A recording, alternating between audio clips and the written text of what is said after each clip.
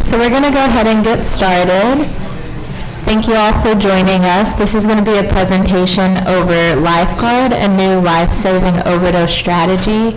My name is Lexa Flye. I work with the Bridge, and I'm going to pass it to our moderator, Jamie. Good morning. My name is Jamie Sinclair. Thank you so much for having us today. I think what we heard downstairs, it really resonated with me when she was talking about legacy and that we're planting seeds that we might not ever see grow. This company was established by people when they were in treatment. It came out of a tragedy.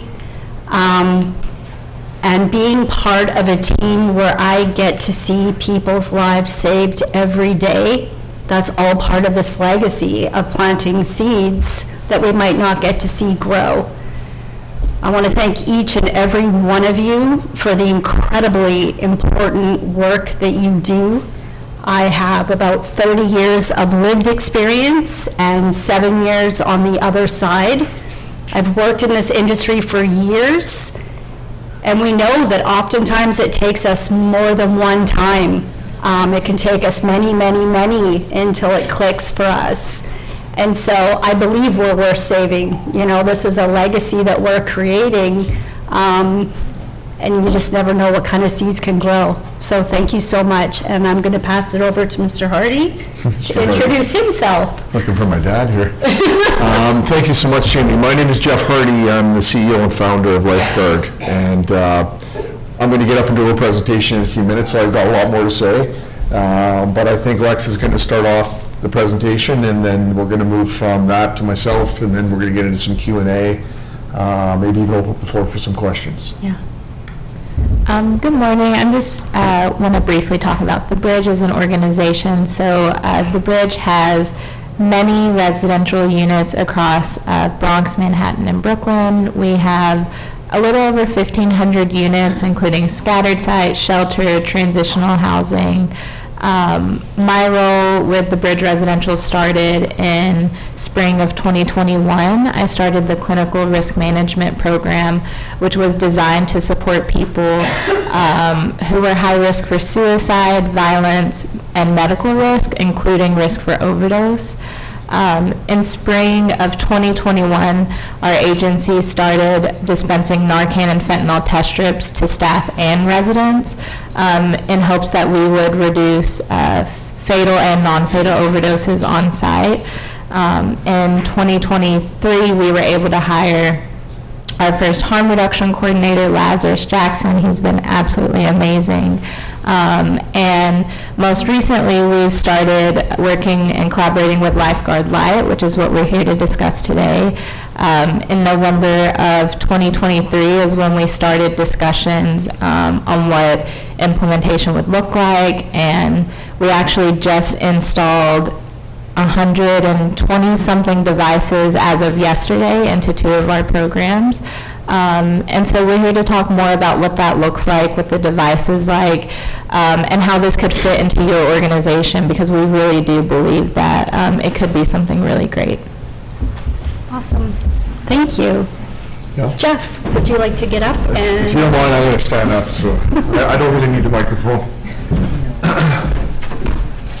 So once again, thanks everybody. We're here from Vancouver. We're based in Vancouver. And we have, as an organization, started a lot of work in New York and wanted to make some special thank yous, first of all, to the network.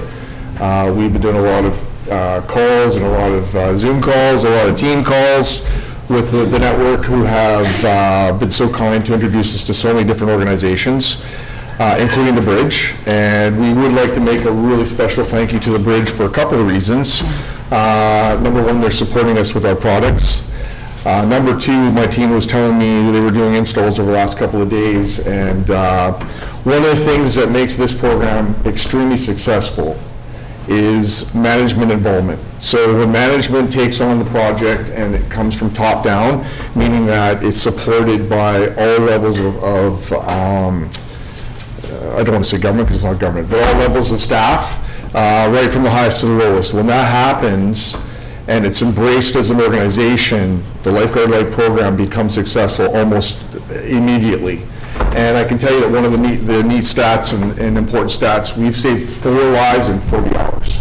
And we are now, with this product, as we are installing all over Canada and the United States, life saves are becoming 2 or 3 a day. It really, truly is amazing. So the work that the company's doing, but more importantly, the embrace and the support we're getting from clients, organizations like The Bridge. We installed some in Pathways to Housing in Philadelphia. We're working in Seattle, Denver.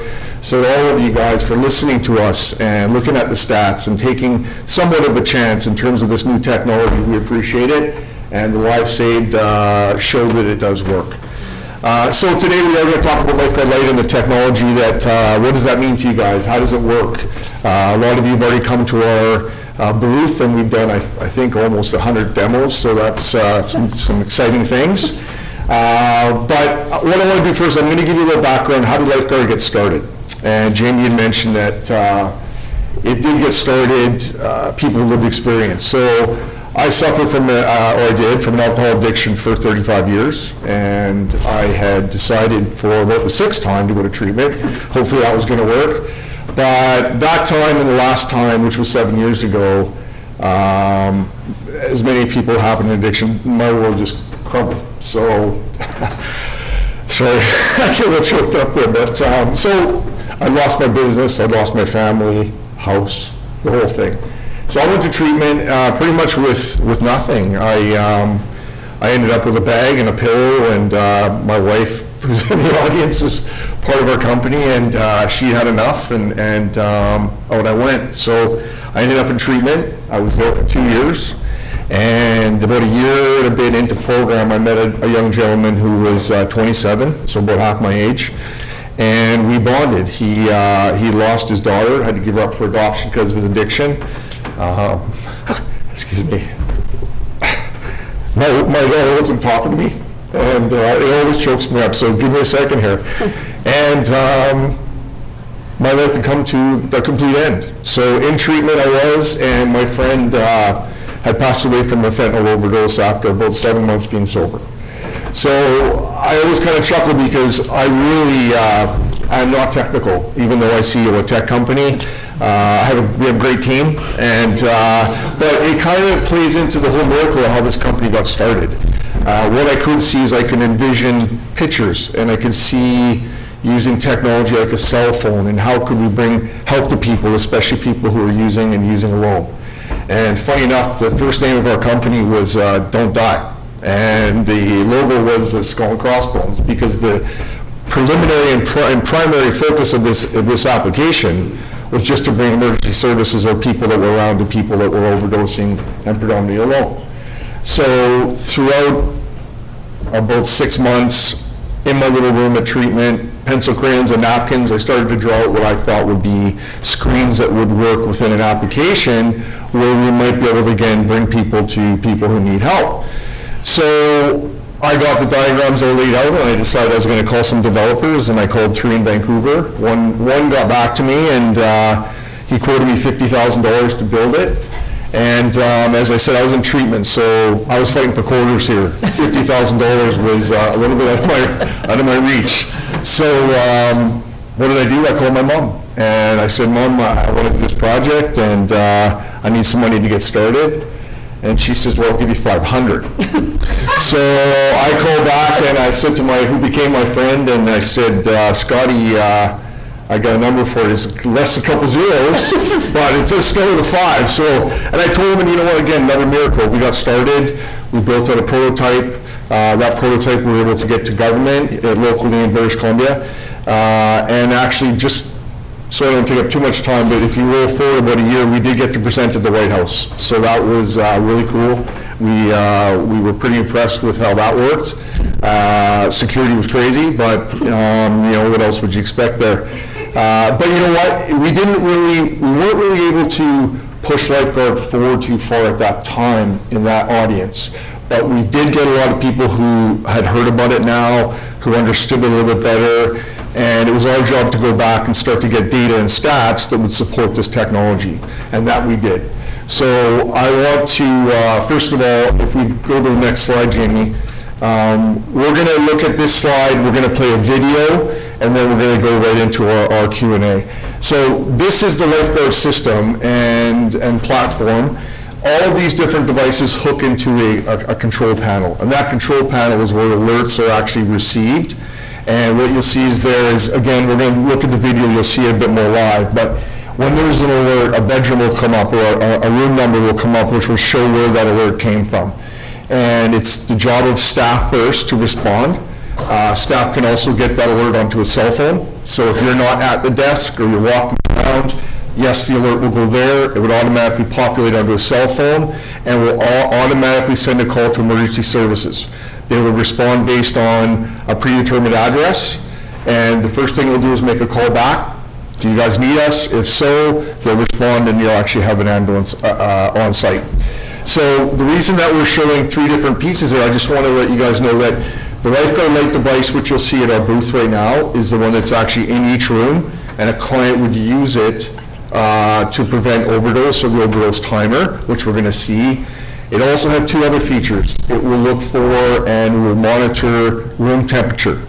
So we're going through a heat wave right now. For a lot of the older buildings that don't have proper ventilation, heat exhaustion is a real problem. And combined with the use of drugs, that's a perfect storm for an overdose, a stroke, or heat exhaustion. So when temperature goes to a certain level, it will then alert the front desk, and we'll go through the procedure if you want. It'll hit EMS, but there is an alert that gets produced. The third part of the alerts on this device is that it will listen for a smoke detector. It is not a smoke detector. It listens for the sound, and that decibel will then activate the alert in that bedroom, and all the other ones on the floor, the alerts will go off. It sends an alert to the front desk, and at that time, staff has the ability to evacuate all the rooms.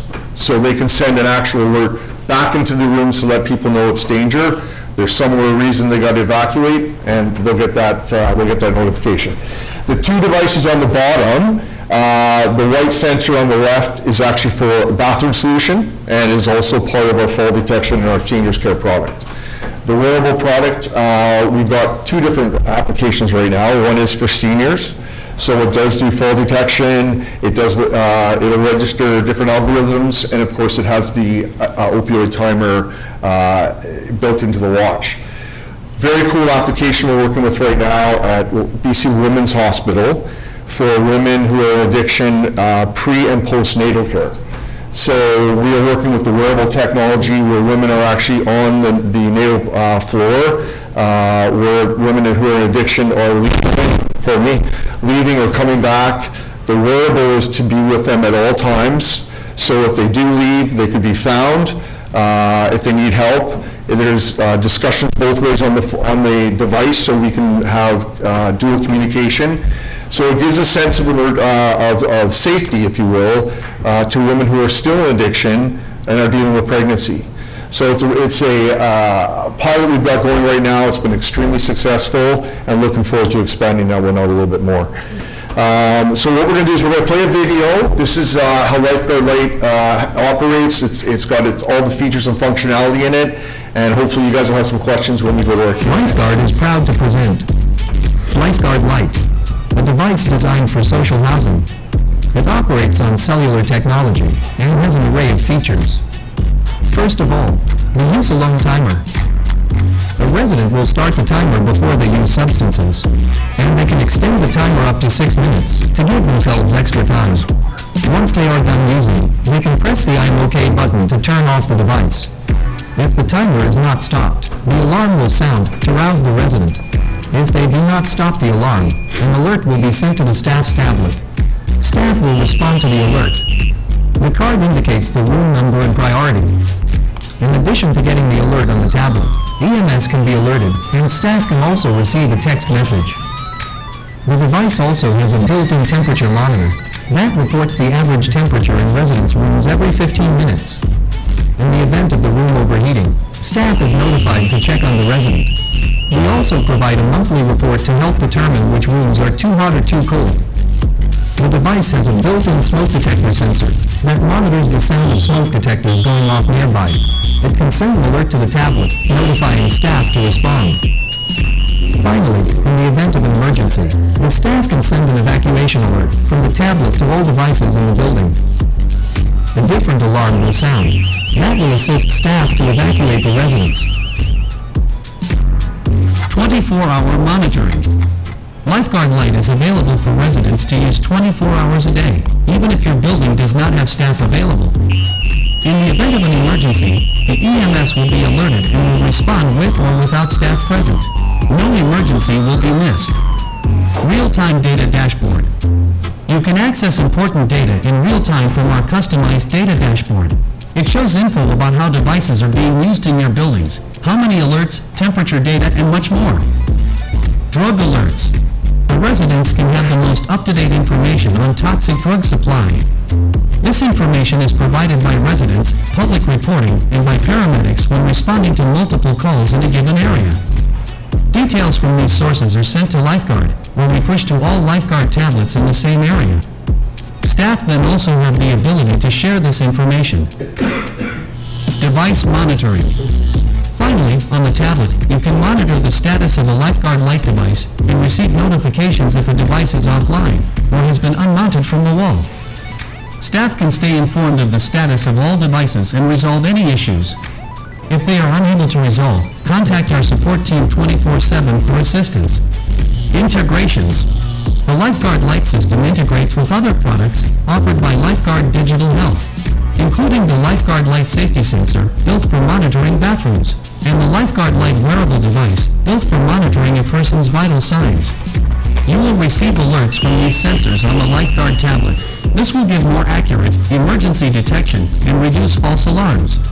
You can check on sensors and wearables to ensure they are actively monitoring for emergencies. More ways to save lives by Lifeguard Digital Health. Perfect.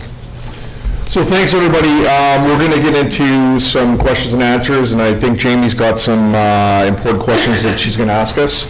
We're going to leave up some stats. These actually, with the way things are going, this is already changed. We only did that two days ago, so we can already add another full life save to that. And as I said, the product is starting to work every day. We're getting a life save. So please come down to the booth. Alex and Amanda are down there. Jamie and I'll be down there. Let's go through if you want to see how it works. We'll walk you through that. We'll walk you through all the stuff that was on here. And if you've got any more questions, please bring them to us at the booth. So thank you so much for letting me talk. I appreciate it. And I think we're going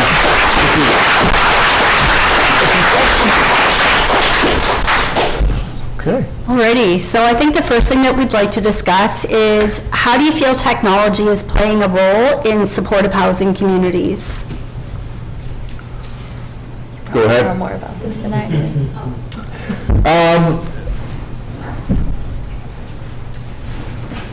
The question can be answered a couple ways from where we are, from Lifeguard. We,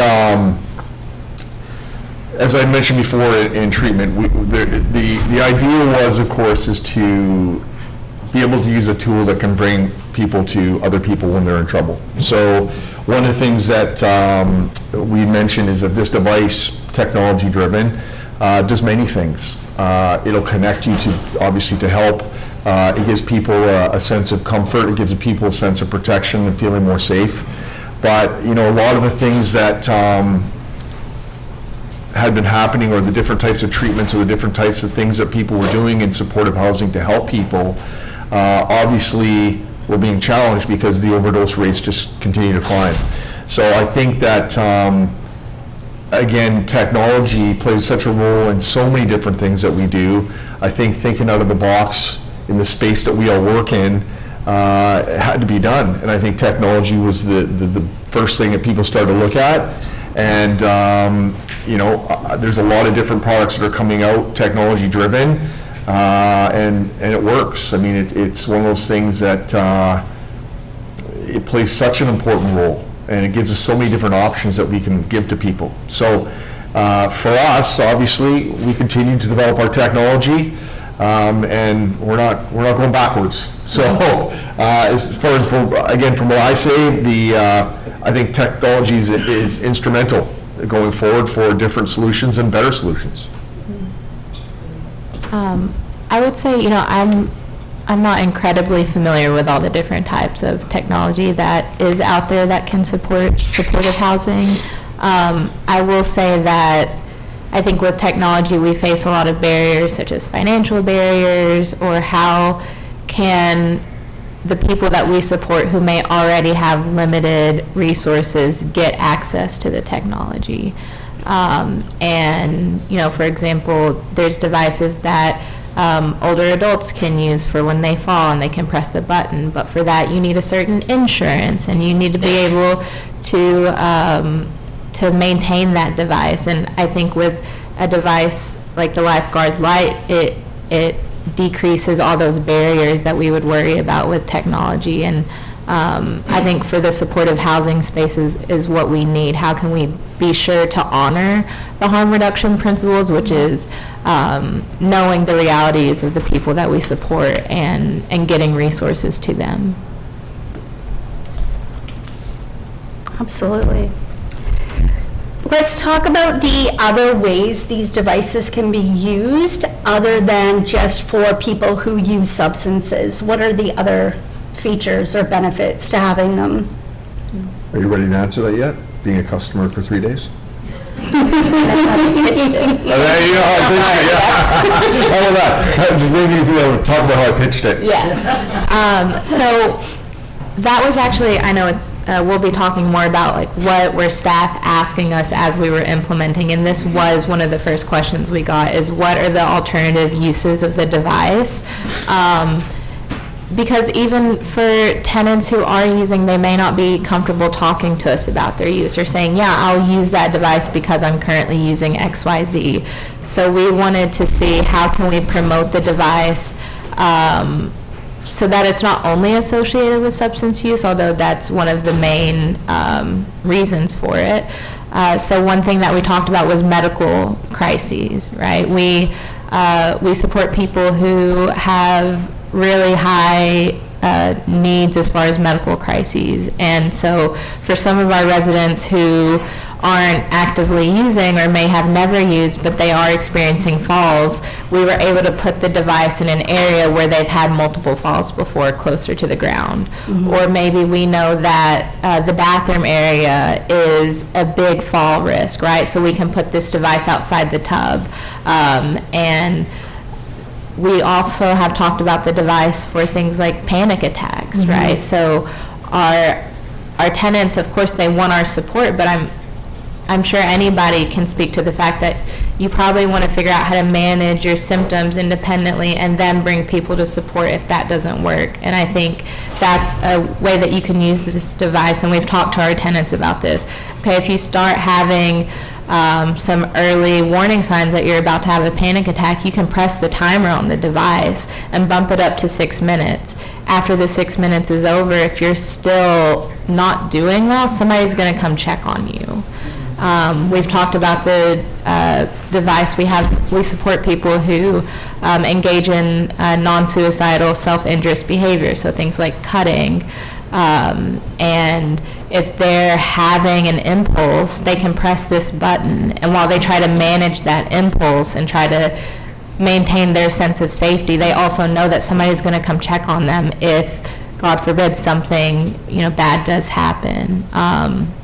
We've even talked about it in terms of if you're having like a bad date, right? If you have somebody in your apartment that you don't feel safe around and you can just discreetly hit that timer, it's not going to start making noises until the security, until it hits 0, right? So once that's happening, we're on our way up to check on you. Mm-hmm. So we've been able to promote the device in multiple different ways, and I mean, we all know how creative our tenants are, and I'm sure we're only going to figure out more uses of the device. Yeah.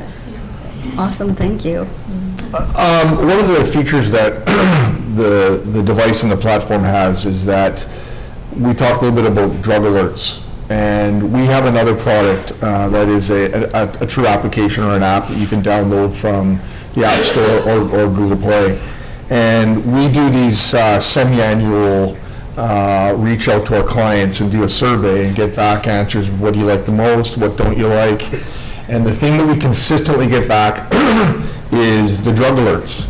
And what happens is that We get notified by different health authorities, by different organizations. They push information to Lifeguard. They give a description of what could possibly be of a toxic drug. We then push it out through our platform on our cell phones and also through the LifeguardLite platform. But very recently, we partnered with a company called First Watch, and First Watch developed a software that works with paramedics and dispatch. And what it does in its simplest form, it does a lot more, but how we use it is if a paramedic is out on the street, or paramedics, and there's a toxic drug overdoses that are starting to push the threshold of what they call normal. They'll then send in more ambulances to obviously to handle that. But what happens is it produces a report more different than what it normally does, and it'll actually says to their dispatch, we've got a problem in this area. That dispatch then sends it to Lifeguard. Lifeguard then will push it out to all of the people that were in a 5-kilometer radius. So Bridges, for example, they've got 2 locations. If there was a drug alert that was sent to us by a paramedic, it would be pushed to the tablets. The people in the front desk would know. They can then send it to their clients if they've got cell phones. But what it really does is it shows that Lifeguard is a company, but also the product. We're not just trying to save people by way of the opioid piece or the temperature piece or even the fire. This is more of a system that is preparing people for what could be in front of them, for preventive maintenance, if you will. So when you're leaving a supportive housing complex and staff says, hey, listen, we just got a report of fentanyl on 5th and 5th, just saying, and be careful. So Lifeguard, we're really trying to incorporate other things to keep people safe besides just the tools that we're using. So in regards to the system and the platform and our support, there's a big differential in regards to just the timer. So. Yeah. Excellent. So the next question talks about how does installing LifeguardLite devices play into the larger harm reduction efforts? So I think you just touched on that quite a bit. Do you have more that you'd like to add? I have a little. Okay, I've got some too. So I think one of the things that we did once we knew that we were going to be installing is we actually went to the National Harm Reduction Coalition page and looked principle by principle to see how this device supports harm reduction in its efforts. And I know for me something that spoke to me is that we're affirming that people can maintain their own safety, which is a tenet of harm reduction, and that they can maintain their safety, of course, with our support as needed. And I think that empowers people through their substance use, and hopefully ultimately leading them to recovery, because with working with people when they're using, they don't want to die when they're using, right? There's a lot of things that are leading them to those behaviors, and so we just want to make sure that we're reducing the most harmful outcomes of the behaviors that are happening, and we're also not ignoring what's happening, right? We're not just letting people die, right? And I think all those things touch on the principles of harm reduction. Yeah, I love what you said. I think, literally harm reduction means that we're meeting people where they're at. I have this really unique experience where I get to go in with teams while there's, installs happening, and I keep hearing residents saying, where have you been? We could have used you, a year ago, 2 years ago. I have people who start crying, and it's this absolute sense of relief, and it's this evolution that all of us are facing in this drug crisis. First we started handing out harm reduction supplies, so safe injections, all the tools to use safer as far as ingesting them. And then different areas, we started bringing in safe injection sites. A lot of the supportive housing buildings, we had places where people could use safely. However, there's so many reasons why people aren't going to use in a public space. If when I was in addiction, if check day wasn't for another week and I owed my dealer money, you can bet your bottom that I wasn't gonna go use somewhere in public where I might have to share my dope, and my dealer's gonna see that I got drugs from someone other than him or her while I owe them money. There's this sense of relief from residents, but there's also this massive sense of relief from staff. You know, the worst part of my job managing supportive housing buildings was doing wellness checks, you know, and that's why I said in the beginning, you know, thank you for the incredibly important work that you're doing, because there's this whole new generation of trauma, and it's the frontline workers, because, you know, we have all these checks in place that we're trying to make people safer. However, we know, and a huge piece of this is the education piece that the lifeguard team brings and that we share with our partners. So when there is an install done with a resident, we walk it through, and I'm like, look, I get it. We go outside the front door, we pick up our drug of choice. We walk through back in the building, we see staff, we wave, we say hi, they mark us down on that wellness sheet. If we go back up to our room, we use that substance and we go down, best case scenario, no one's checking on us for 24 hours. If you go down at that point, you're gonna end up with a green sticker on your door. I mean, it's blunt, but it's reality. So I'm like, let's create, our team says, let's create a new habit. We literally just don't want you to die. So now, you go out, you get your drug of choice, you say hi to staff, they mark you down, you go up to your room, you get your substance ready. Before you use it, wake the device up. Staff doesn't know. No one is notified. The only time anyone is notified is if you go down and you can't ask for help. You're going to be found before it's too late. So the sense of relief from staff and the sense of relief from residents, because like you said, people don't want to die, and staff don't want to find residents deceased.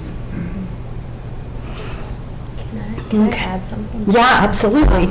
I forgot to mention that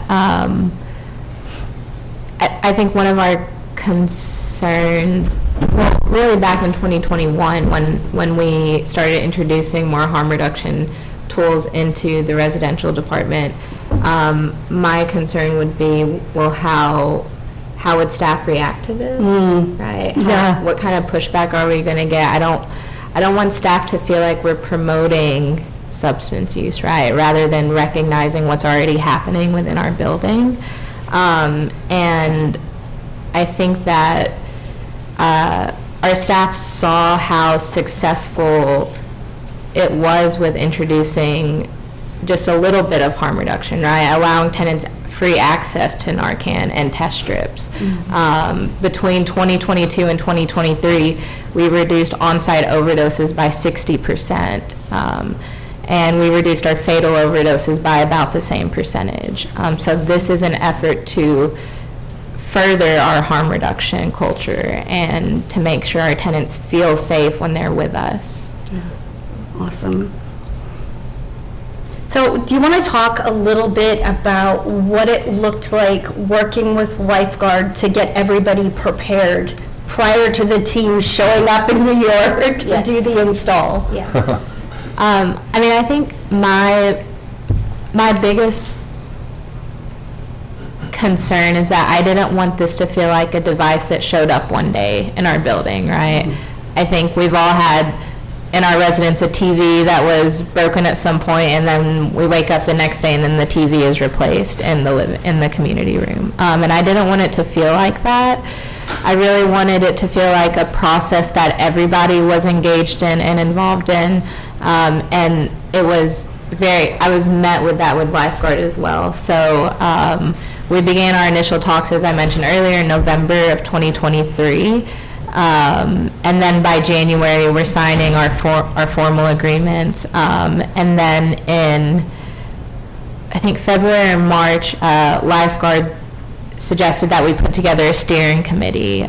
So we selected a few staff from both buildings, and then myself and Lazarus, our harm reduction coordinator, to center the installation process. And so Lifeguard met with us. We had a kickoff meeting in February, and then we were doing monthly meetings. And I was calling a few times in between those monthly meetings. But I mean, we felt incredibly supported. I feel like any question that we came to y'all with, it was like, can you do this? Yeah, of course we can do this. And so it was nice to be able to tailor the device to how our organization needed to use it, even building specific, because even though we installed in 2 bridge buildings, those 2 buildings, one is transitional, one is permanent, so the regulations are a bit different, the staffing is a bit different. And so we're doing the monthly meetings with Lifeguard, and then in our agency, our Lifeguard steering committee was meeting with our tenants and staff. So between March and June, we held 2 staff meetings. We held the initial meeting to let them know what would be happening. That's when we talked about the harm reduction philosophies, how it would fit into our organization. And then we did a follow-up meeting about 2 weeks later so that we could talk about, okay, now that you've let this marinate a little bit, what are your questions? What are your concerns? You've been talking about it with tenants now. What are their concerns? And then we hosted a barbecue at both of our sites for our tenants to come and talk about the device. Lazarus and I were doing like role playing, like this is what it's actually going to look like when they get here. It was a ton of preparation. I think that is what made installation such a success. Even in one of our buildings, I hadn't thought about this, but our staff had gotten sticky notes and put them up in every room where a client had already identified that they wanted the device. And so on Monday, this past Monday, the day of installation, we had a few tenants at one building. We were like, I don't know. I don't know how this is going to go, but we've prepared as much as we can. And the 3 tenants we were worried about actually came to the office before 9 a.m. and they're like, where's Lifeguard? I thought you said they were coming today. And we're like, okay, it's a bit early. They're going to be here today. And so I think because of all that preparation and the collaboration with the team, it was not only easy to promote the product, but then to make everybody feel like they were part of the process. Just a little bit more on the steering committee. One of the reasons why the steering committee is so important, it isn't just, I also like to use it and call it, it's like a board of directors of the project. And what I mean by that is that there's a few people from Lifeguard, there's a few people from the client, Bridge in this case, that build the project. How are we going to do it? What's the best way to deal with our clients, not our clients? Could be very different. So the whole installation process and how that's going to be managed is dealt with by the steering committee. What I feel is just as important, if not more, is where the steering committee comes into play later is what if the program is not being successful? What happens if clients aren't using it the way we've all wanted it to be? What if we're not getting, and this is very real, an ROI on this project? What if we're not getting return on investment? What if we're not getting enough people that are using it? So the steering committee then, we gather the data, which is all anonymous. We have a data scientist that will be there in the meetings. We'll go through it with you guys. And we look at it and we say, hey, listen, what's been working? What's not working? How are we going to change the next quarter? What are we going to review next quarter at the end of that? Which data points do we want to look at? So the idea was always to keep in touch. This is not a program that you can install, do some training, we'll see in a year or so. It doesn't work like that. We appreciate that. We know the kind of clientele we're dealing with, which can be, the churn can be high, can be low, it depends on the building. Staff as well. So we include the training ongoing. And again, it's all these things that are so important to keep, I'm going to use the word culture in a building, and how do clients perceive this program. Trust is always an issue. Can we build the trust? How do we do that? Steering committees usually give us some really good insight on how they deal with their clients. So the steering committee, I'm so happy to hear that Bridge was happy and it's been such a successful install. And really, that's more on them than it is on us. And again, the preparation going in makes the program that much more successful. So I wanted to mention on the steering committee because it really is the lifeblood, and it's really what does steer the whole project from start to end. Excellent, thank you. What were some of the questions that the staff had for you about installing Lifeguard? Questions, concerns? The first one is, are these things destructible? Yeah. How tough are these devices? And what's their street value? Uh-huh. That was a big one. And, you know, from what I've been told, is that there really is no street value, and they are pretty sturdy devices. What did you say about the hammer? So, I can speak to this. Again, I've worked in addiction and mental health for quite a few years. I had lots and lots of residents who are tinkers, destructors, and again, it's all part of the engagement and the team when they come in and they do the installs. So when we're hanging out with the residents, you know, we'll say things like, listen, this thing has no intrinsic value, and it actually doesn't. There's no copper wire in this thing, like, so don't bother, like, it's not worth it.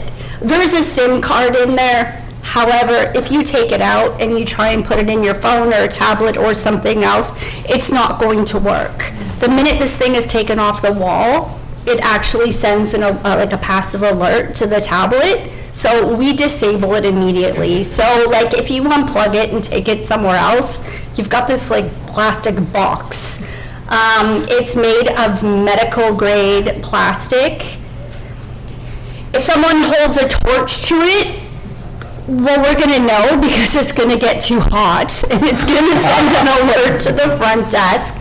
But yes, you're right. So one day we do door knocking. So what Jeff was talking about with the steering committees. So this program is only successful. Our success is based on how many lives we've saved and how much engagement we have. So during those monthly reporting meetings, if we see there isn't a real engagement, we're going to find out where did we miss the mark. Was there, you know, a bunch of residents that weren't home that day and we need to re-engage and retrain.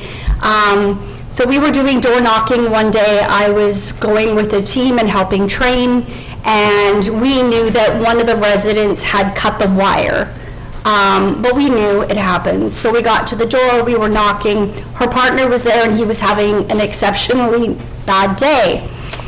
So we had suggested that we would take it off the wall, bring it back, and we'll replace it. Well, he had a sledgehammer. And again, it would have been wildly inappropriate to record it, but if I could have recorded an infomercial at that time, I would have. He hit the device 7 times before it came off the wall, but it was still in one piece. I was like, okay, that's how robust they are. So we did take that into account, that, you know, there's no street value to it. If you try and sell this to someone, they're probably gonna be mad, like that they bought it from you, because it's just not cool and it doesn't do anything other than its intended purpose. First of all, sledgehammer is not under the warranty, just so you guys know. I do want to tell a little bit of a funny story, if I can. We, just so you know, we do have some experience in regards to how we started with this product. So the idea was when we were in our very first trial, which was 2017, 18, I guess it was, and our provincial government allowed us to go into 3 supportive housing projects that they were in charge of, and they provided us with 30 phones. So we downloaded the Lifeguard application and we started handing it out on our first trial. And I will say this, that within the first hour we did get a life saved, so it was pretty amazing. I was more surprised that it actually worked than anything else. But what happened is that day 2 we were down to about 27 phones. Day 4 or 5, we were down to about 20 phones because they were selling them for money. And one of the funniest parts was that on the phones we had Find Your Phone. And when the first or second day, two of them were in like halfway across Canada, and the other was on the other side of Canada. And then what we did is we decided, well, we're going to take and we're going to move it to a tablet, which you probably think that wasn't a good idea, but the tablet was mounted in a security case, and it was mounted on the wall. You guys know the TV swivel mounts, yeah? So what we didn't realize is they're just ripping those right out of the wall and selling it as a complete unit. So we actually put this project on hold because the cost was becoming so high that it wasn't going to be beneficial to anybody. And we were very fortunate because that was in 2020, COVID hit, and our province actually allowed us to roll out Lifeguard from cell phone right across the province. But this came back off the shelf, and we took what we learned, we simplified it. Obviously, you've seen the box, it does 3 things, it does them well, and that's what we learned. And as Jamie said, you can hit it, you can throw it, you can do whatever you want with it, but it doesn't break in most instances, so. Another question we got was, what about people who may experience paranoia, right? Who may be really triggered by a random box sitting in their apartment that lights up from time to time. And so that was part of our preparation. Every time we talked about the device, we made sure to say, it's not recording you. It only works if you start it. Like, you are the one in control of this device. And even when Lifeguard, when they came in to do, on the first day of install, they did a demo with all the residents, and they were showing them the tablet and saying, like, see this, we don't even know you're using this device until it alarms us, until it reaches 0 on the timer. And I think that they were able to see what we see on our end, probably reduce some of that paranoia. Yeah.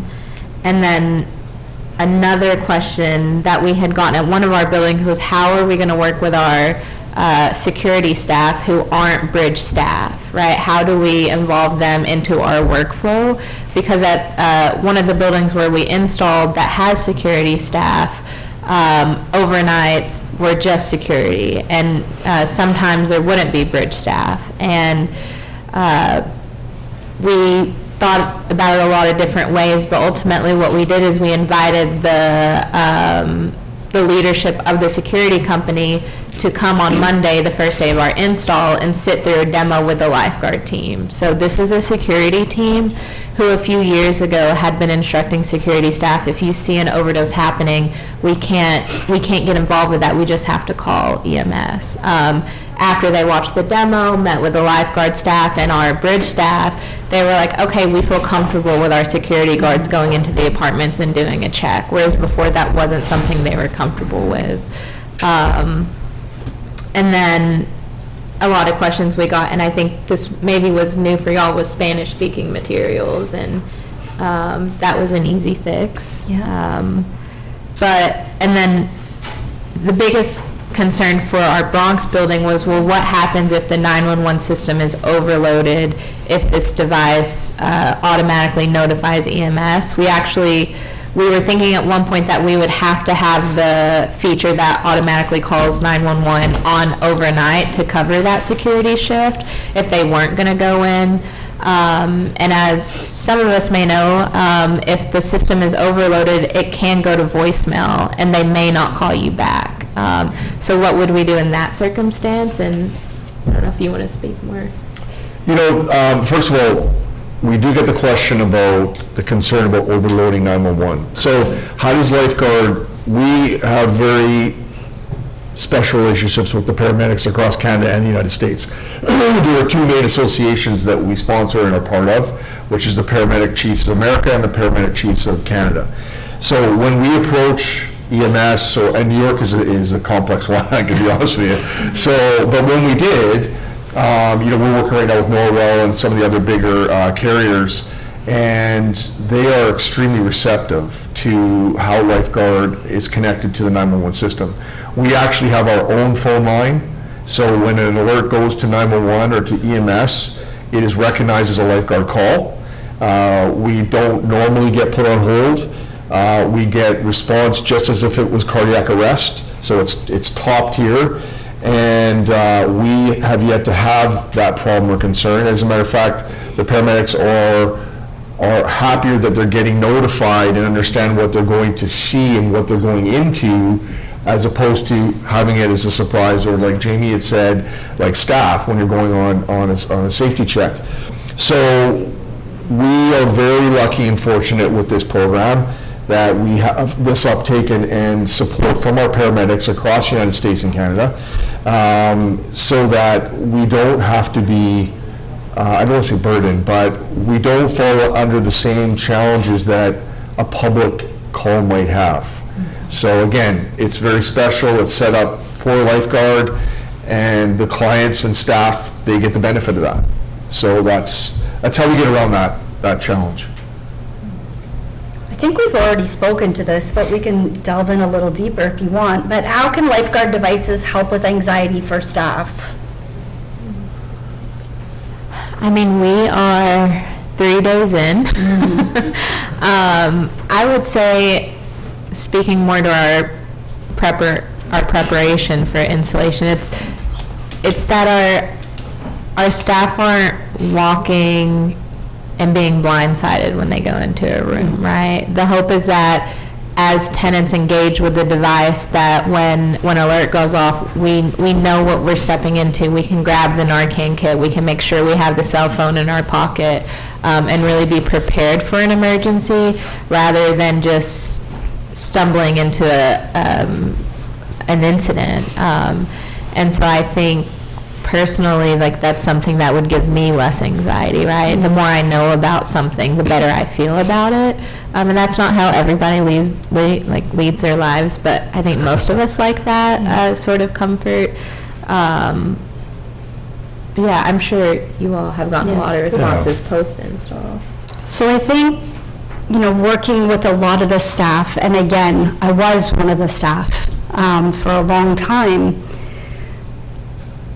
I think there's there's a real sense of helplessness right now. We're doing all these things to try and help people be safer, and all of our harm reduction practices and meeting people where they're at. But there's still that sense of fear for us that when we go to someone's room, we don't know what we're going to find.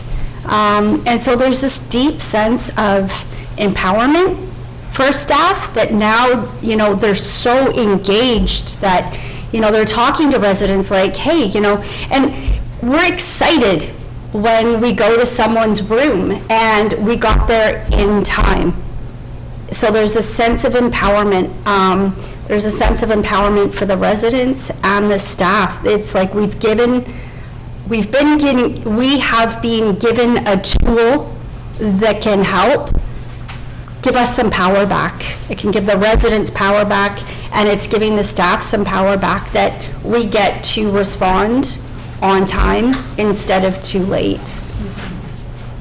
One of the questions we get a lot is from staff that are hesitant of the product, and one of the things is that they feel it might put more work on them. And one thing that, again, when we educate, which is so important, and show them how the system actually works, there really is no involvement until there is an actual crisis. And at that point, you're notified in advance, as opposed to, as Jamie had said, later on, and saving Lexa. So once we get through the training and staff realizes that, hey, listen, nothing really happens until there's a crisis, we get more and more support. But again, Lifeguard's job is to make sure that training, I'm so glad that you guys got that, the way it's supposed to be done, is to make everybody understand, the police aren't on their way, and it doesn't have a camera, and it's not recording you or taking pictures. But that's a very real concern that a lot of tenants have. And Jamie's team are great at it, and it's education. And that's why, from where I sit, and I'll be very transparent, the cost is a lot higher for us to send a team out. But there really is no other way to develop a successful program than do it one-on-one. It's just as it has to be. So, we stick by that model and the one-on-one training model, have the system understood, and that's why we are getting lives saved almost every day. Yeah. right? And it really is staff involvement to make this program successful. Without staff and understanding and supporting it, we've got organizations that we don't have, well, very little staff involvement or support, and the truth is the program doesn't work the way it's supposed to. So really proud of the company to hear that things have gone so well, and that, again, with staff, once we do the training, most of the anxiety, if not all, is alleviated, so. So what have tenant responses been to the devices? I mean, you've got a couple days. We're a couple of days in. I would say we haven't had any major pushback, which is what I was wondering what would happen in these first few days, or even during installation, I was wondering if we would have tenants who were like, no, you can't come in here and do this. And I don't think we really had anybody tell us no. In either, out of 120 something units, we didn't have any tenants say no. Maybe they needed a little bit of encouraging to get the device in, but most tenants have been okay with the install. Even as soon as they saw Jamie, they were pointing to the posters we've been putting around the building. Like, oh, you're this, you're this. Here's the poster. And so the tenant response has been good. Jamie and I were walking around yesterday, just following up on some of the ones that had error messages on them, and we knocked on the door and we were like, hey, we saw that your device was unplugged, and she was like, yeah, I threw it in the garbage. And we were like, oh, this isn't, we talked about how you can't destroy the device and how you can't sell the device, but we didn't put this on our checklist. So, luckily the Lifeguard team is so good at teaching, and install is so simple. I mean, it only takes a few minutes. And so our plan is just, let's give her a break from it for a few weeks, and then we'll just go back in and do an install from the bridge end. But even I really appreciated the response from the Lifeguard team, right? Because if we push a negative reaction, it could really heighten that interaction, and not only that, but put more of a negative feeling around the device. So whenever that tenant told us that, Jamie was like, okay, thank you for letting us know. It's very simple. And so we'll go back in and install that. But that's been the only hiccup, and I don't even think I would call that a hiccup. No, she was lovely. She was so nice. She was really polite when she told us that she put it in the dumpster. Yeah. I was like, all right, we'll have a fantastic day. Yeah. Moving right along. What are you going to do? Yeah. To be clear, these are not disposable devices. Yeah, we didn't mention that, did we? So I think too, one of the things that we've learned over the years is that oftentimes it's our residents who are our first responders.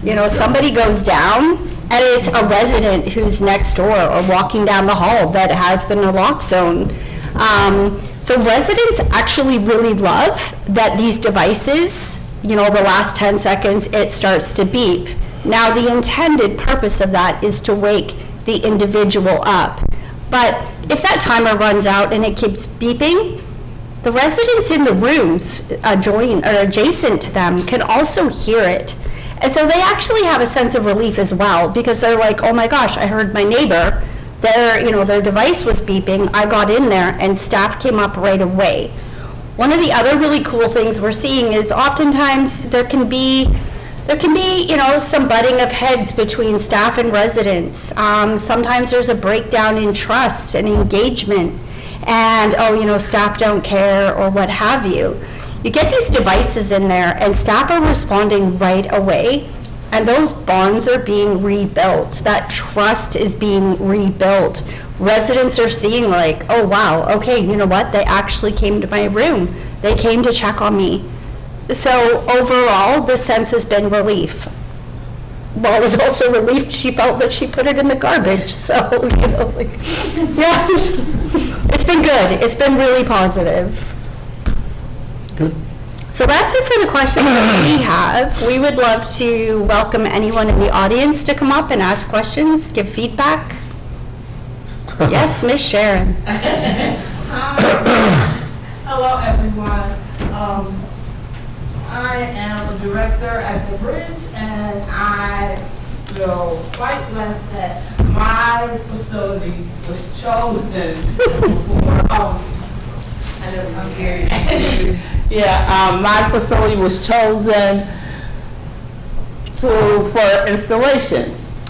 From the beginning, when Lexa came, I kind of incorporated, they heard about it in every community meeting, everyone. We had 1,000 flyers all over the building.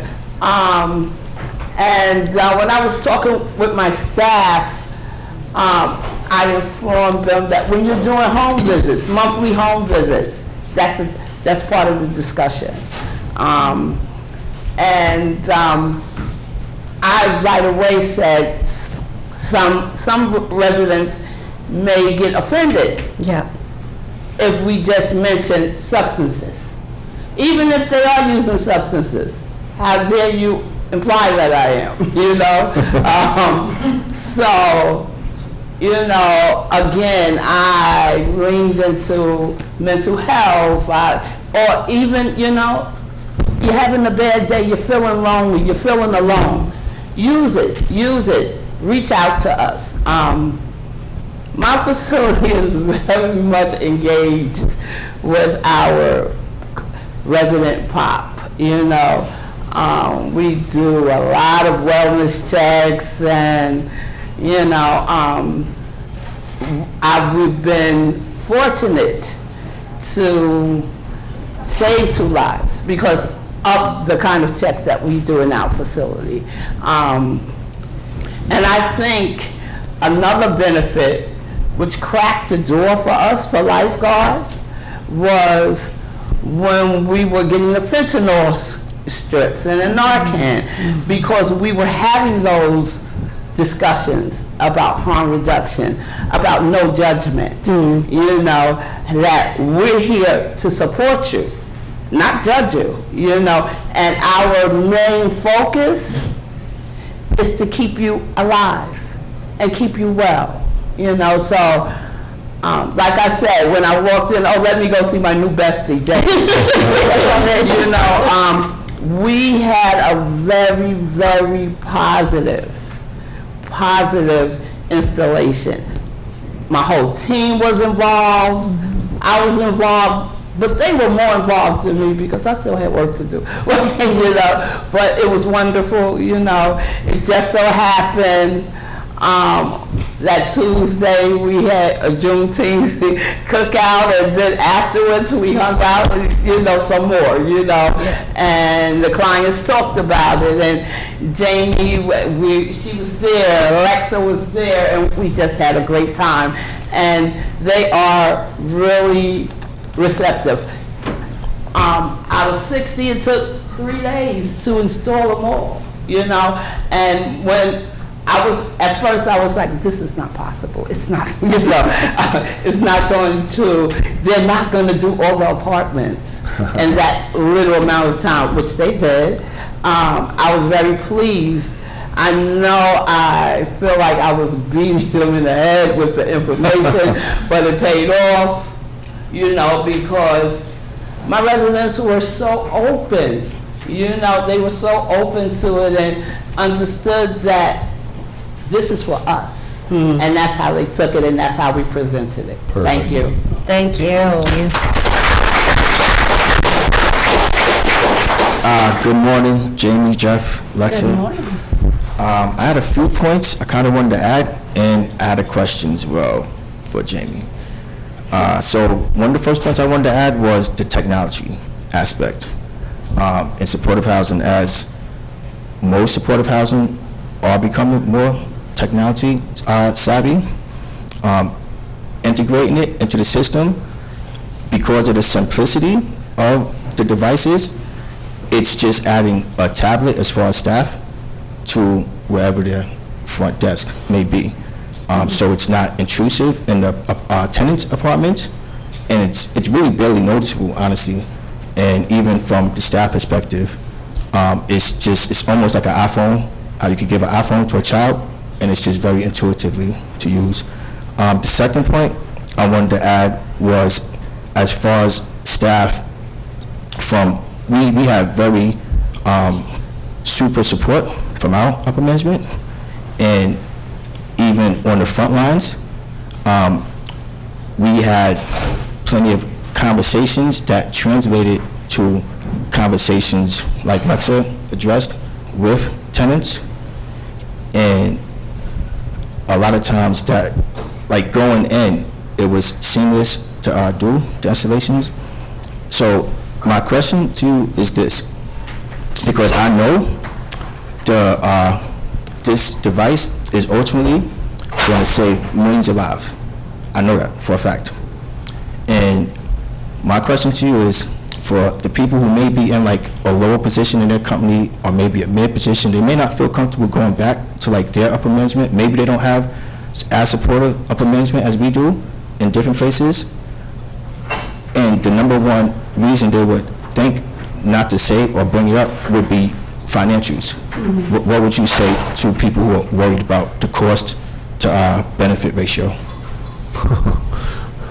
Well, that's a really great question. I'll tell you, when I started with the company a couple of years ago, well, anyone who knows me knows that I don't take no for an answer. Give me a little, we have people laughing in the front row because they know that to be true. It was a real uphill battle to convince people that this was worth the money. And so I had done an interview with the news, and they had said, well, you know, this is encouraging people to use, and why should our tax dollars go to something like this? And I said, you know, that's a great point. And I said, so what I would love to do is discuss the costs. So, never mind the cost of a life lost. There's the cost for taxpayers when we have to make that phone call to the paramedics. Even though we know it's too late, it's still procedure. Then we have to make the call to the police because it's procedure. So that's a financial cost on taxpayer dollars. The next thing we have to do is call the coroner. That's a tax, that comes into our taxes. After the coroner, we have the body taken to the morgue, whether it's the city morgue, if it's a funeral home. There is a cost to taxpayers that's associated with that. The next cost is you have people in administration at social services that have to try and find next of kin. That's a tax dollar cost. Then if they find or do not find, more times than not, we're looking at a public burial. That's a cost that's associated with that. After that, as supportive housing providers, so if we're just looking at, well, what's it gonna cost us as a supportive housing provider, because our budgets are limited. I get that, I used to run one, I know our budgets are small. Number one, we have the cost of what it does to our culture internally with our staff and our residents when someone passes. The next cost that we have is we have to hire a special company who comes in to do what's called a bio-clean. After someone's passed away in one of our rooms, it has to be cleaned in a specific and special way. That's a large cost. We then have to call in a company that's going to come in and pack up all of our residents' belongings. Now, whether those are going to be dumped or reallocated to family members, that's a cost. Then we have to oftentimes replace mattresses. We have to replace furniture in the room. We have to replace the paint. Then we have the administration cost of going through all the paperwork and the bureaucracy to place a new resident in that room. So great question. When we ask, you know, where do we come up with this money? Because it feels like a big expenditure. When you look at the cost of, say, a device that's maybe $350, that one-time cost of putting it in, as opposed to thousands and thousands of dollars on taxpayers, as well as you as a housing provider.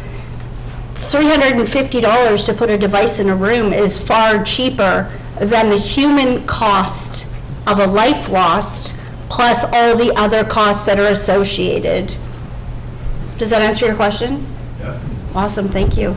Yes? So in addition to that, Mm. as a supportive housing provider, another cost. Yes. I don't know if this is specific to New York or not, but when somebody passes away in Yes. their apartment, Yes.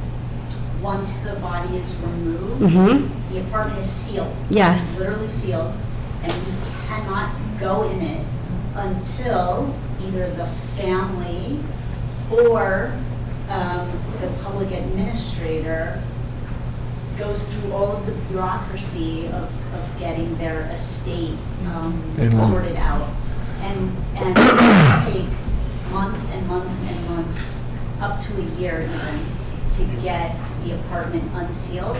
And during that time, we've not been able to clean it Yep. and get it prepared and move somebody else in. Right. And so there's the cost of that vacancy to us, which puts our contracts in jeopardy because Right. we're below census. Absolutely. And there's another homeless person who can't get into a bed.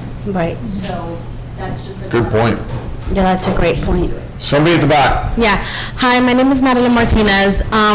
I really love your presentation because I work for the Bowery Residents Committee, and we do have a lot of scattered sites that we're about to open. We have some already, but we're about to open, like maybe with Home Plus, and this would be wonderful. If you guys already work with scatter sites, have the management offices in the buildings that are managed by supportive housing have given you guys pushback for installing the devices, since they do go off and the alarms go off and they might startle other people or other residences that live within the community or the building? And if so, how have you guys handled the situation? Great question, thank you. So yes, we have done quite a few scattered sites in Philadelphia with Pathways to Housing. We haven't had any pushback. I think one of the biggest reasons is that, again, if you're a property manager, you would rather someone be responded to on time as opposed to managing a building where that scattered room that's allocated has a consistent turnover because people are passing. Other people aren't going to want to live in the building. We're really fortunate that because we, develop and manufacture all of our technologies, that we can set it up so that it's alerting whoever you ask us to. So it's not going to the front desk at that building. With Pathways to Housing, they have an on-call rotation. So in Philly, it goes to that on-call person as well as emergency medical services. So it's not adding any additional work to the property manager of that building. It's literally just providing that individualized care and support to that one resident. So it's been really successful. Okay. Does that answer your question? Yes, I'm definitely going to bring it up to my director. Awesome, thanks. Yes, sir. Ruben Richardson, nurse from Phipps Neighborhoods. I had two questions. One was an offshoot of Lexa's. She mentioned one of the off-label uses, talking about you can use it as a de-escalation. You have somebody in your apartment, things like that. But is there a way to activate it? Because I know you mentioned it. You get a passive alert if somebody rips it off the wall or something like that. Is there a way for them to passively activate it without that alert notifying everybody in the room? So great question. This comes back to us being able to modify and specify devices. So we had this question yesterday when I was with our VP of Engineering, and we're looking at adding the functionality so that the play button, you could double tap it or hold it, and that's going to send kind of like, if you're in a jewelry store and you hit that button under the counter. Yes, we are looking at adding something like that. So every time we work with a different organization and we get these questions, that's how we modify. Gotcha. So we hear you. And then the other one was similar again, because I see you have the secondary devices that deal with falls and things like that. Is there a way, because I know you want it to be like Alexa or Siri listening to everything, but to verbally activate it if they can't get to push the button or anything like that? Like just a phrase or something? Yeah, so it does have, it does wake up on voice. Okay. Does that make sense to you? Yeah. And there is two-way, so staff can talk to client, client can then talk back to staff. So yes, it does, yeah. Hi, thank you so much for your presentation. I'm Ada, I'm with Community for Urban, Center for Community Urban, I can't talk. Okay, I'm with CUCS. Okay, there we go. I really appreciated everything y'all shared, and I know we've been in talks with you a little bit about the device, so we're very interested. I'm curious if you could tell me, you talked a little bit about the cost. It sounds like it's about $350 per device, and I'm wondering if you could speak a little bit about the lifetime of each device, like how long you anticipate them lasting before they had to be replaced, and in terms of like software updates and that kind of thing, just like maintenance, I guess, going forward. Yeah, so there's two costs to the product. There's the $350 or it's based on volume, but let's say on average it's $350 one time, and then there's a support cost of $9.95. So the $9.95, it includes all updates, marketing material, access to all your data, a support person. So there's a lot of things that wrap around just the device. 24/7 support, info line.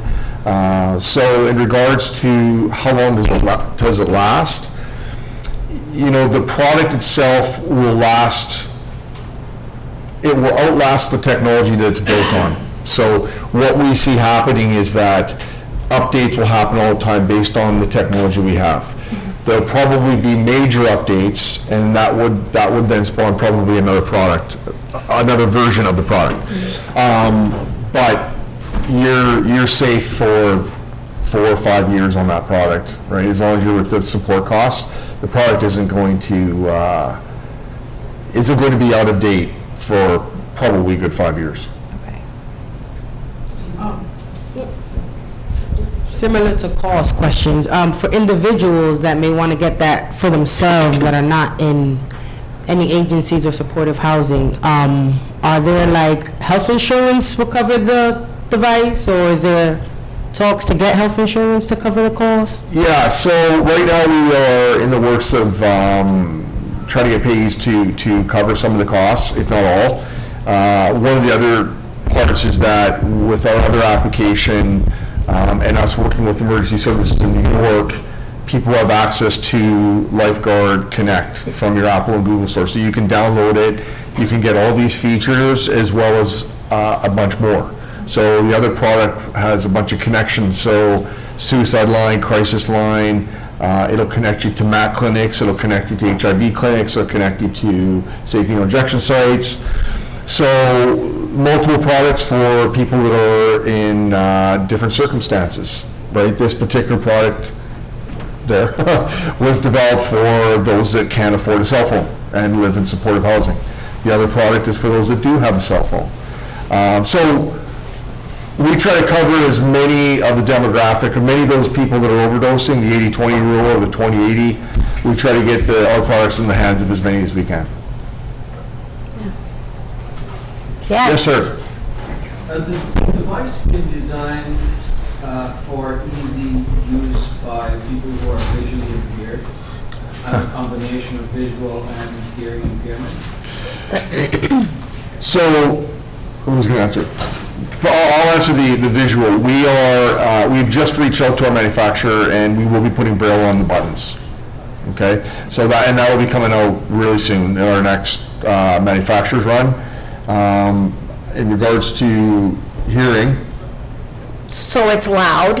I was just going to speak to what Jeff was saying too. We've done quite a few installs, and we've had a few people, of course, that are visually impaired. So the fact that there's only 3 buttons I worked with a gentleman yesterday, and we got through it. I said, okay, let's feel it. So there's left, right, and bottom.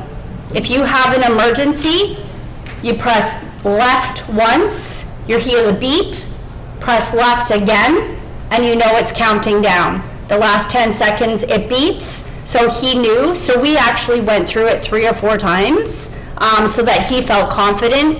He knew that the bottom button meant I'm okay, turn it off. And then with the tablet, we have settings on there so that if people are colorblind, we can change the settings for staff as well so that there is more of a contrast.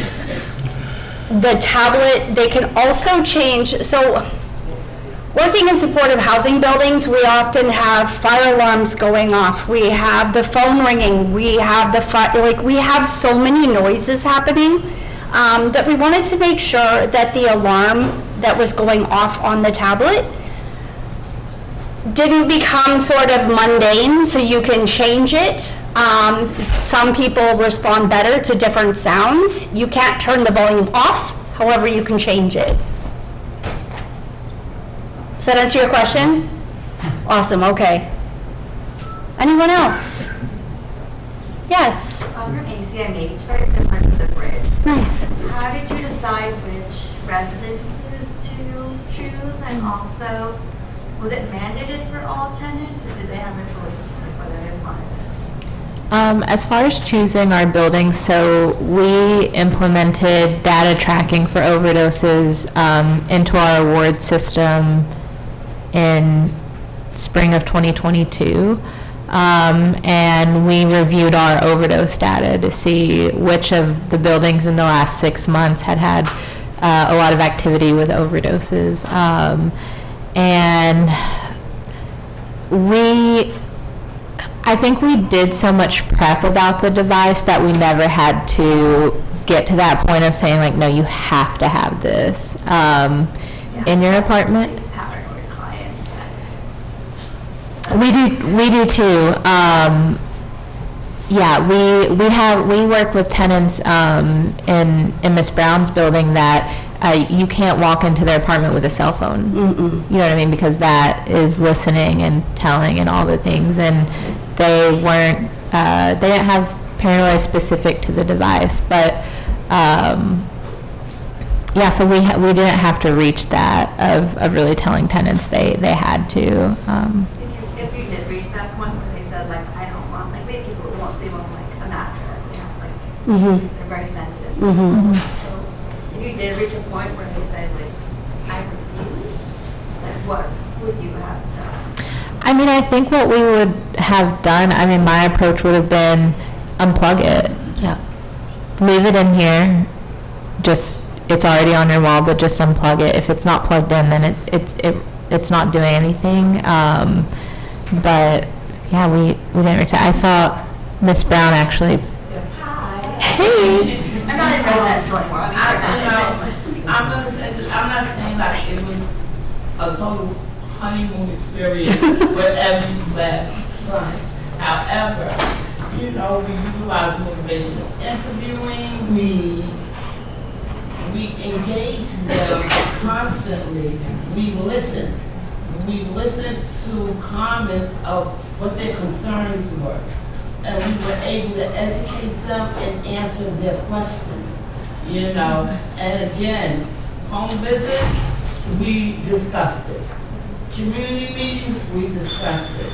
And I also have an open door policy, and I discussed it a lot with them, So I didn't want to minimize how they were feeling, So definitely, and for my staff, I said, I am taking this approach as well. If they have questions, answer them. If you don't know the answer, let's discuss and say, can I get back to you because I want you to get the right information. And I think because we did not minimize, and they were so involved, and again, like I said, I think it really started off with Narcan, with, you know, and it's like, we have it mounted throughout the facility, but they don't have to ask for it, they just have to take it, you know, and to respect them and their choice as adults, because that's what they are, they're not children, you know, so I think we had to get to a place being like, you have to have this. Right, and they were like, I even told them, wow, I'm so surprised that they were in a meeting with them, they was like really gung-ho and ready, you know, like, the only really problem I had, one client that fell asleep and came down, I don't know why they didn't come to my house, you know. I said, I'll never find out. And I asked good old Alex, and he says, no, we went. We knocked, but we didn't get an answer. I said, okay, you know. So even then, I was like, you know, because I said, my staff will go with you. You know, and then I went around to say, which day would you like for that? Monday, Tuesday, Wednesday, your choice. Yeah. You know, so, you know, it wasn't just us coming in and shooting, because the residents in my building, you can't even go to their house without having an appointment with them. Yeah. I think that giving the tenants as much choice in the process. Where do you want the device in your room? What day do you want us to install it? What time of day do you want us to install it? You know, as much choice as you can give them in that process, making them feel as in control as they can. It develops a partnership rather than that. You know. I also think as part of that steering committee, when we start so much in advance before the install, right? Do you have clients on that, or just us? Yes. Yes, absolutely. Oh, yeah, we use people with lived experience for sure, and that's part of the reason why we can get through the barrier. But with that steering committee and what you guys did, which so successfully, is that you start I think some of you mentioned this, planting that seed way in advance, right? We go around, there's parties, there's collateral and marketing material put on the walls, they're able to ask questions. You know, if their friend uses it, you only need one. You only really need one. And then once you get one, and it starts to go from there. And we find that once those questions are starting to be asked, once you get people involved and staff is supporting it, you can't manage everybody, but the majority through education, we have been able to do that. So I think that's the biggest part of the success, again, is the staff and Lifeguard, and doing the training beforehand, during install, after install. At some point, with the success, we'll get everybody.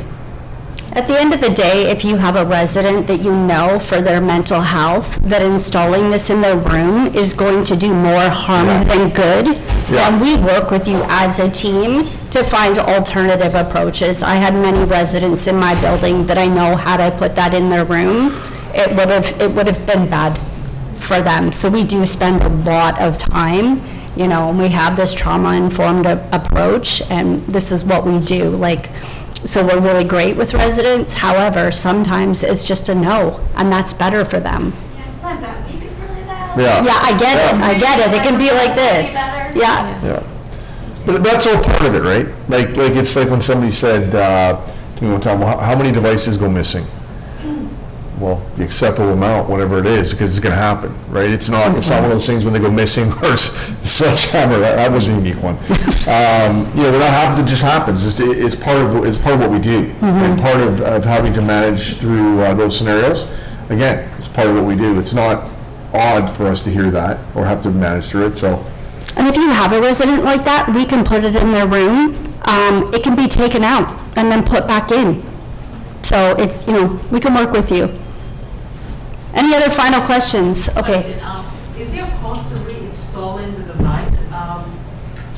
Because you spoke earlier about someone taking it over the wall and throwing it in the garbage because it's malfunctioning. So you need that to replace that device. Is there a cost, or there's no cost at all? The $350 is one installing cost, and that's it. The $350 is for the original install. You do pay support costs, so you know it would. No, but I mean the system would keep track if it was the same bill, the same all the time, and if it was being pushed and abused, probably. But as of right now, that is not something that we charge for. As a matter of fact, what we do is quite often we'll train and we'll have one champion at every location. We leave some stock, and that person within the organization can install. The key though is that when we reconnect to EMS and reconnect to the tablet, we can do that remotely, so it doesn't really cost a lot. So let's say that the majority, no cost. Yeah. Correct. Lazarus? Yeah, sorry. I kind of also wanted to add to everything that you guys have answered for a question, actually, that is for me. A lot of tenants in supportive housing essentially feel like they live in a graveyard. So, at first glance, sometimes, a lot of times, people kind of assume like tenants may have a pushback against something, but consistently, when it's initiated, it's shown that tenants actually want it. So it really was never a period where it was ever felt like someone had to be forced, because a lot of tenants, a lot of tenants essentially, a lot of times, and they express it verbally, like, oh, another person died, another person died, right? How many times have we heard that? So tenants welcome something that makes it feel more safe. Absolutely. Thanks, Lazarus. I'm going to say this because initially, yeah, I'm going to say my facility.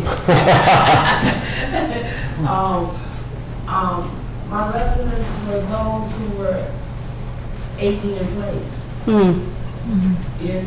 So a lot of them was much older, living there over 17, some almost 20 years. So they did see some of their neighbors expire, and that was a lot for them. So I agree with what you're saying, because they become like a small family.